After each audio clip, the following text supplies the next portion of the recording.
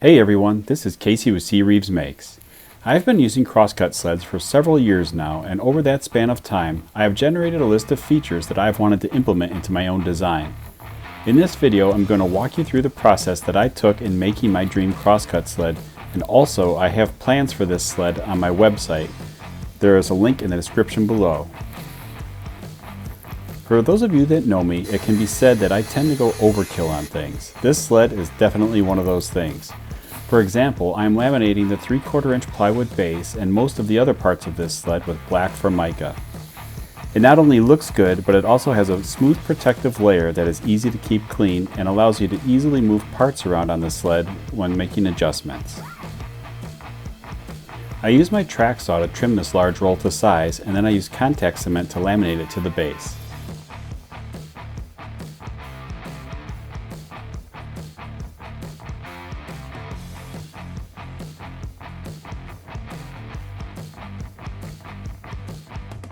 As the base was drying, I started cutting the fence parts. Now these parts are what make this sled special.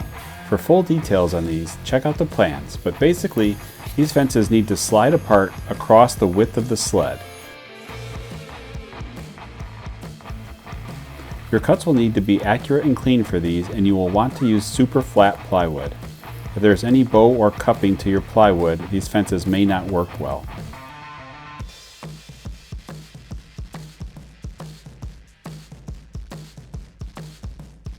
I used a trim router and a flush trim bit to trim the Formica after all the glue had dried.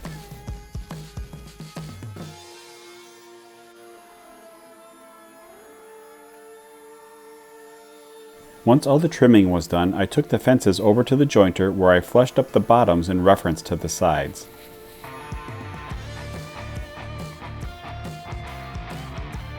You will need a chisel or a sharp knife to clean out the corners where the router missed. This will allow the fences to fully slide together. You'll see more on this later. Another part of the sliding feature on these fences is the use of T-track. This will couple with some T-bolts and allow you to lock and slide the fences easily.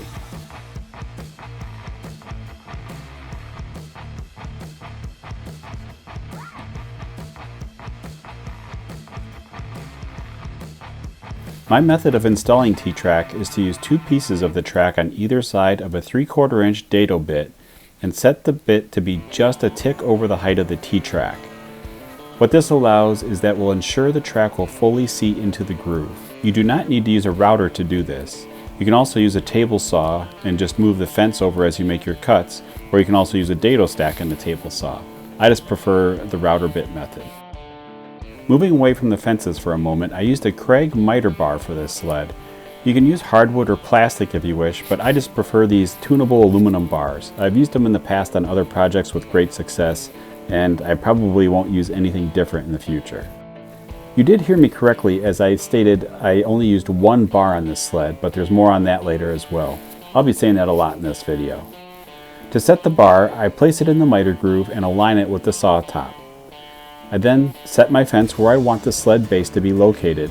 I put super glue on the miter bar and then slide the base to the fence and drop it down onto the bar.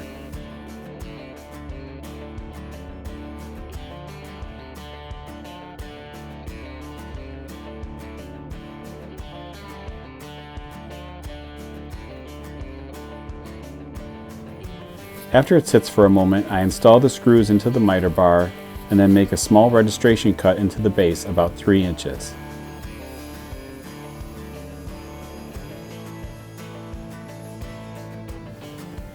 I then set the front fence in place according to this kerf cut.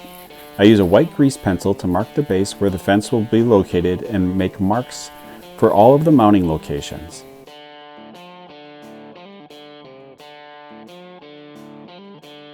Then I pre-drilled these marks with a tapered countersink bit. These will be my screw locations for mounting the fence. Back to the fences and the T-track.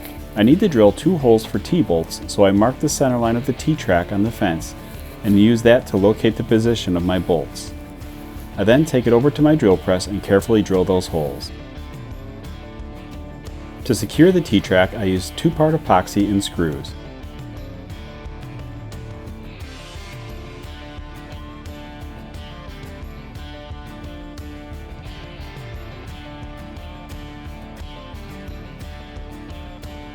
After the epoxy sets, it's time to install the T-bolts and test the fences. I bought one of these jig kits from Rockler a while back, and it's been great for projects like this. It has a wide assortment of T-bolts and knobs for jig making.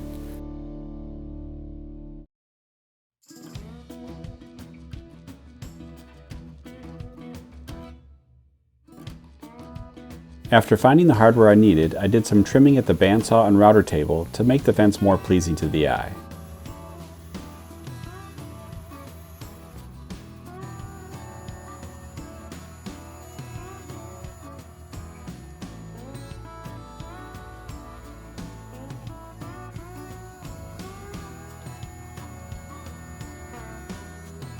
On the rear fence there's T-track in the top for a sliding material stop. Again, I used epoxy and screws to secure this. The main reason I use epoxy for putting T-track in is that clamping and jig fixtures can apply forces to these T-tracks that pop them and the screws out of the groove. Now it's time to place the rear fence. Again, using the white pencil, I lay out the fence and mark where all of the screws will go. I will not put screws in all of these locations, but if the sled ever gets out of alignment, I have the option of re-securing it by adding screws to new locations.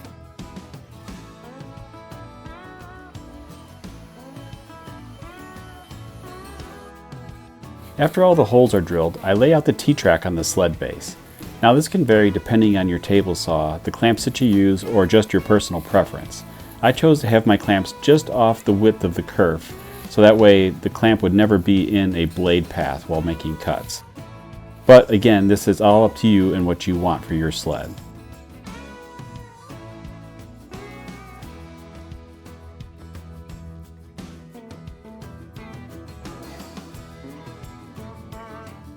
I use the same method for cutting the track locations, except I use my track saw track to guide the router.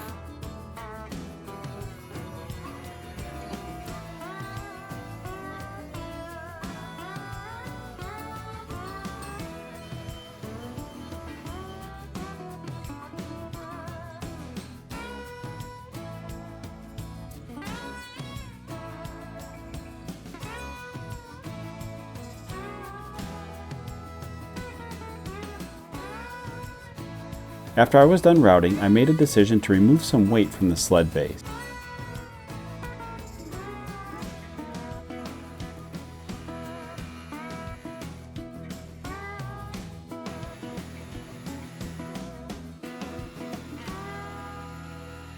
I simply marked up the base and cut off a bunch of excess material using my jigsaw. Again, this is one of those personal preferences that I am sure glad that I did. After the cuts were made, I sanded and routed all of the edges with a nice round over. This makes it nice when handling the sled and taking it on and off the saw. Off camera, I installed the T-track with the same methods as before. Just be sure to check the screw length that you use so they do not punch through the bottom of the base. To mount the front fence to the base, I aligned it to the kerf and clamped it in place. I then added some screws through the bottom. The front fence is not super important with registering squareness on the sled. It's the rear fence that is critical.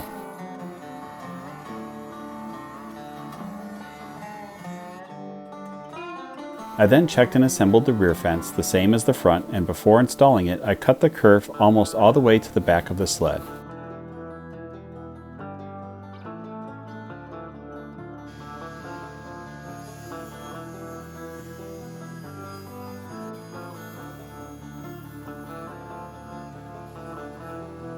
I then set the fence referencing that kerf and clamped it down.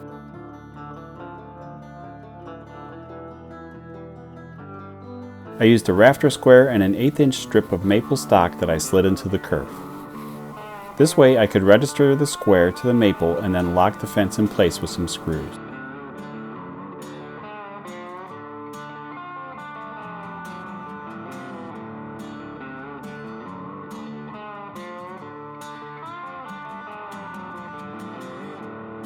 A feature that I couldn't wait to add to this sled was the left side 45-degree bevel edge.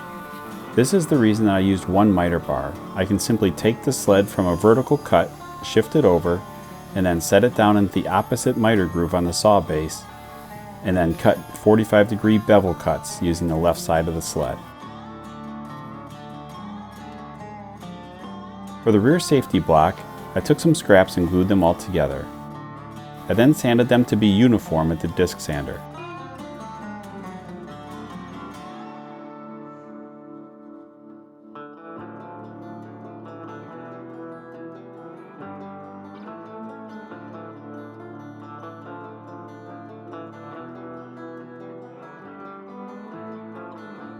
When installing the block, only add screws to the left side of the kerf line.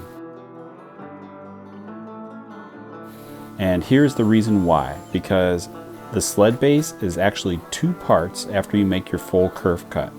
You can slide the sled base apart to allow for dado cuts.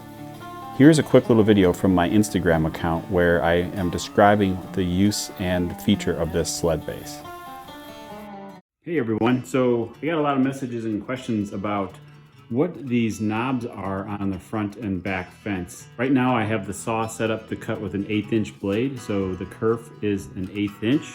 Some of you have guessed that if I crack these knobs loose, what I can do is now slide the right side of the sled over, swap out the dado stack, put the dado insert and the dado blade in here with the dado cartridge for the saw stop, and then slide this back over until it touches the edge, and then you lock these all back down and you're ready to go.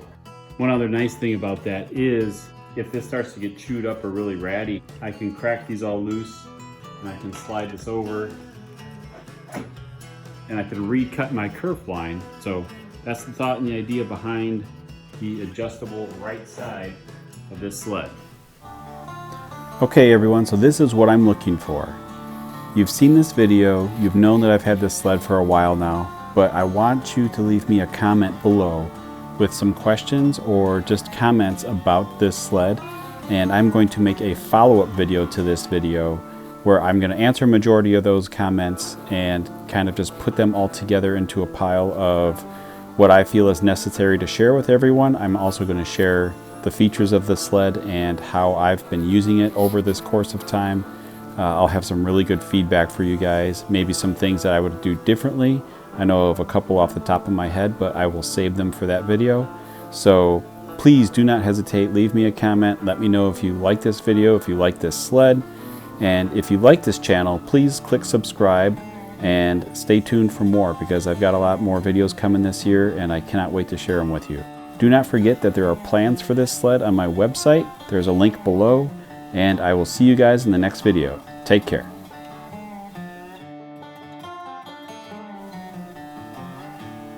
Oh yeah, by the way, I'm Casey with CReeves Makes, and thanks for watching.